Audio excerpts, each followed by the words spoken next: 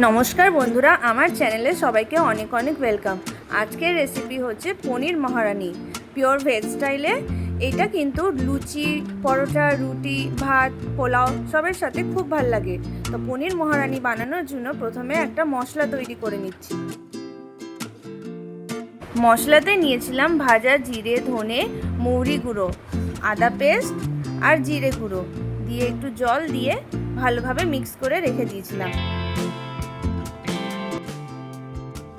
তারপর নিয়ে নিয়েছিলাম কাজু, কাঁচা লঙ্কা, মিক্সিতে নিয়ে একটু জল নিয়ে ভালোভাবে পেস্ট করে নিয়েছি।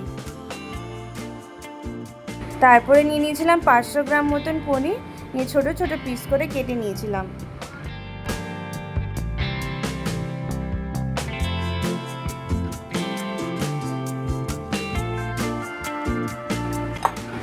এখানে একটা টমেটোকে কুচি কুচি করে কেটে নিয়েছি। রেসিপি বানানোর জন্য নিয়ে নিয়েছিলাম পনির, ভিজিয়ে রাখা মশলা, কাজু লঙ্কা পেস্ট, আমুল ফ্রেশ ক্রিম, নুন আর চিনি। তারপরে নিয়েছিলাম একটা টমেটো কুচি, জিরা, চিলি ফ্লেক্স, কাসুরি মেথি, গরম মশলা পাউডার আর ঘি। এদিকে কড়াই বসিয়ে দিয়েছি, কড়াইতে তেল দিয়ে দিয়েছিলাম, তেলটা গরম হয়ে গেছে। এবার তেলের মধ্যে ছেড়ে দিয়েছিলাম জিরে। গোটা জিরাটা কিছুক্ষণ ভাজা হয়ে গেছে, অ্যাড করলাম ভিজিয়ে রাখা মশলা, দিয়ে একটু কিছুক্ষণ কষিয়ে নিয়েছি। তারপরে দিয়ে দিলাম টমেটো কুচি, দিয়ে আবার কিছুক্ষণ ভেজে নিয়েছিলাম।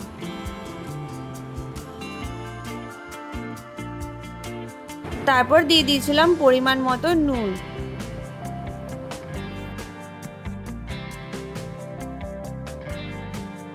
মশলাটা ভালোভাবে কষানো হয়ে গেছে, তারপরে অ্যাড করলাম কাজু আর কাঁচা লঙ্কার পেস্ট, দিয়ে আবার কিছুক্ষণ ভালোভাবে কষিয়ে নিয়েছি।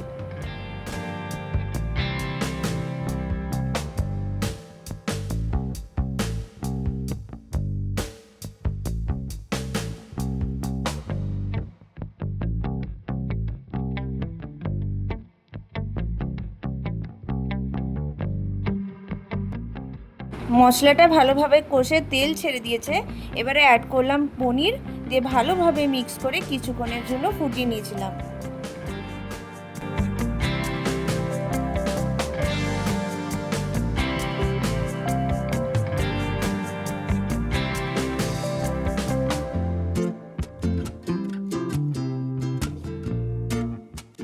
তারপরে অ্যাড করেছিলাম অল্প পরিমাণ মতন চিনি।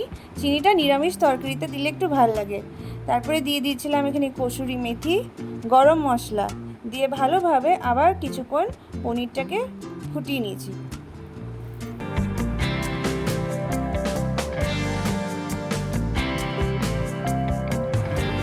তারপরে অ্যাড করেছিলাম আমুল ফ্রেশ ক্রিম, দিয়ে ভালোভাবে আবার সব কিছু মিশিয়ে আবার কিছুক্ষণ ফুটিয়ে নিয়েছি।